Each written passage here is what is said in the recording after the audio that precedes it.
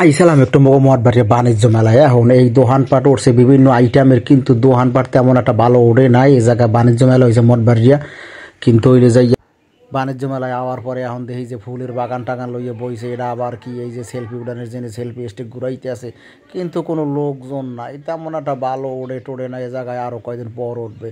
আপনারা যারা যাইতে পারেন এ জায়গায় আইতে পারেন। মুই যাইয়ে দেখি এ জায়গায় বিভিন্ন স্টাইলের মাতারিরে মোতারিটি আছে, কিন্তু কোনো বেড়াগো দেখি না, সব মাতারে গো কারখানা। হেইয়ার পর যাইয়ে দেখি যে এই জায়গায় বিভিন্ন একটা ঘুরাইতেছে চটিনান চটিনান ঘুরাইতেছে, কিন্তু এটাই যে কি যে এই ঘুরাইবে এই কইতে পারিনি জায়গায়। এরপর দেখেন এ জায়গায় আরও জানি কত কিছু বানাই টানাইয়ে থইয়ে দিয়েছে।